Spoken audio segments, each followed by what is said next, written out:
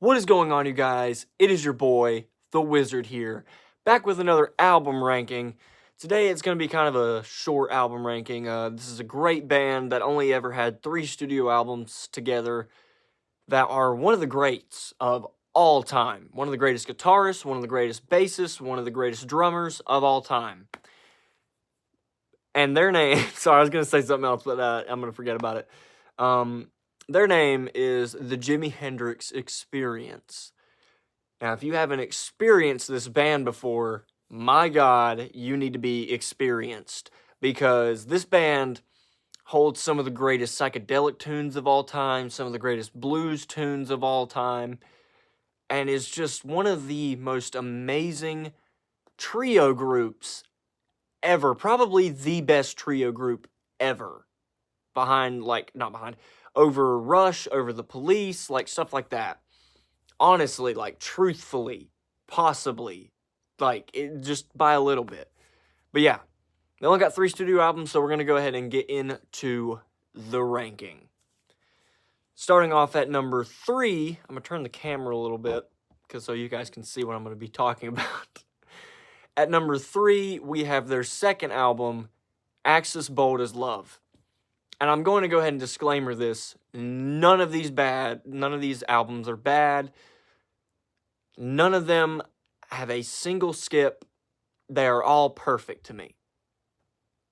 But as I was saying, Axis Bold as Love, coming off their first album, Are You Experienced?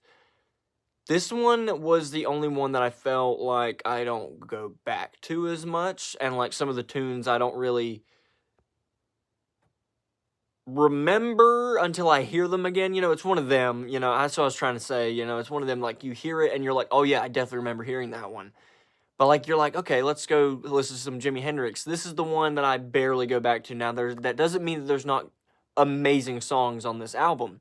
You have Spanish Castle Magic, which that probably is the best song other than Little Wing or Castles Made of Sand or Up From the Skies, which I actually used for a title of one of my series on this channel. But anyways, there are also a track on this. I think it's only one track that's an instrumental at the beginning. And like, I will say, those instrumentals that he always uses, that he did in Electric Ladyland as well, very interesting instrumental choices for those tracks. I've always thought about that when I'm listening to his albums. I'm like, that's very interesting that he chose that for an instrumental to open the album. It's interesting.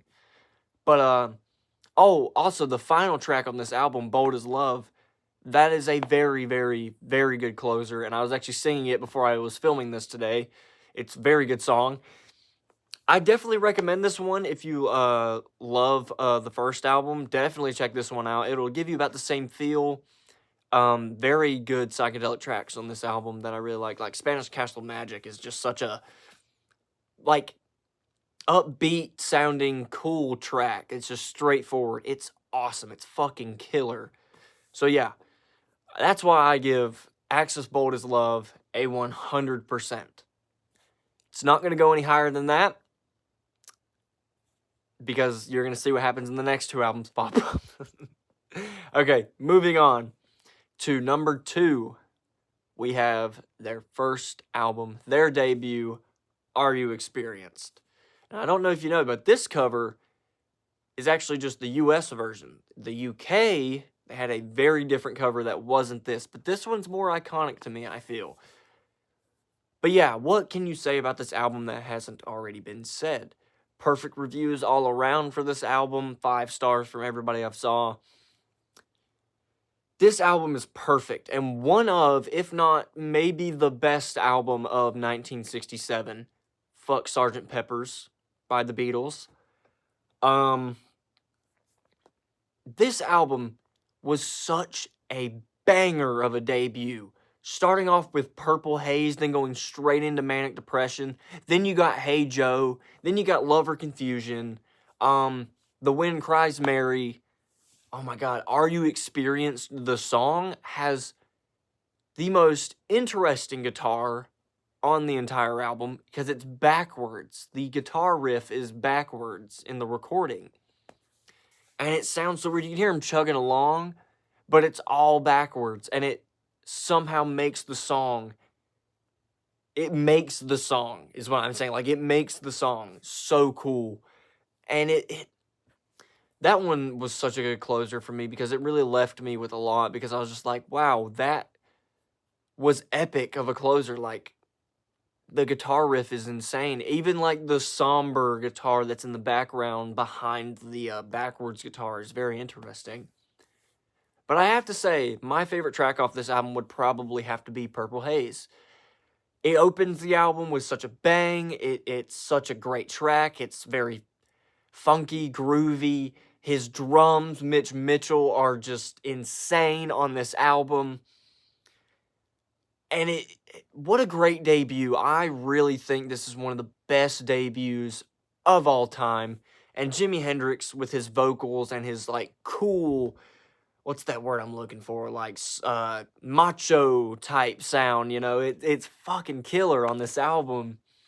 And he just brings forth such a great, like, frontman persona that you really just dig deep into, and it's just a really good ride.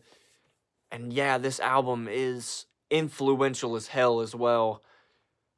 And I gotta say, if you've never heard this album and you've never heard of Jimi Hendrix, you got to hear this album. And honestly, all of his albums. You gotta hear everything he's ever done. Because if you're a guitar player and you're not into Jimi Hendrix, you're not a guitar player. You can't be at that point. Honestly. Like, shit. I'm a drummer and I listen to Mitch Mitchell a lot because I want to try some of his funky grooves out, you know? But yeah, that's why I give Are You Experienced a 100%. A perfect album. Just a great ride all the way through. Perfect.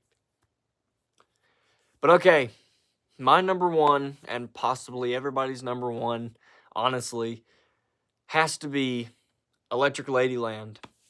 This album's perfect.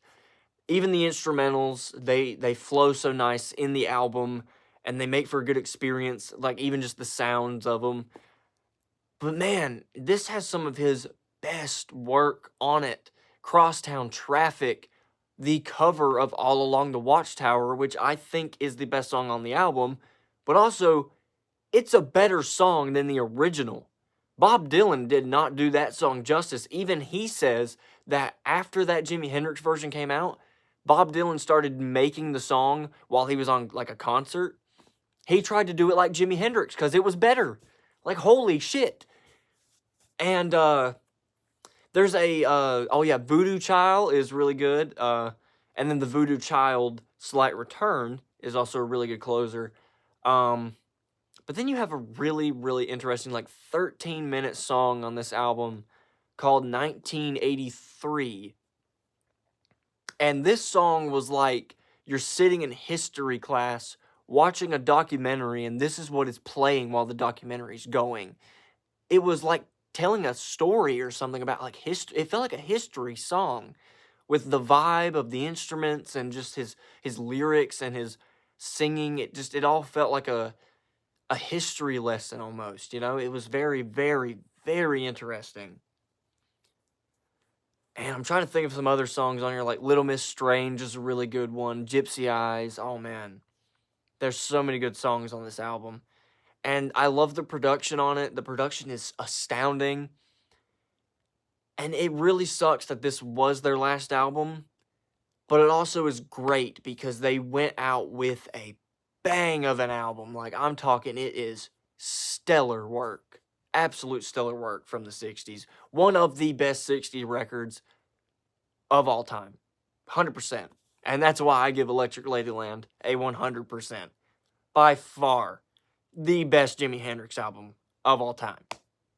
So yeah, that is my album ranking. Thank you all so much for watching. I hope you enjoyed. I will probably be back with another album ranking with Stone Temple Pilots coming next. So we got 6 albums to rank there. I'm getting ready to go and listen to those right now so I can rethink and get my ranking ready. So yeah, thank you all so much for watching. I'll see you guys in the next video. Peace.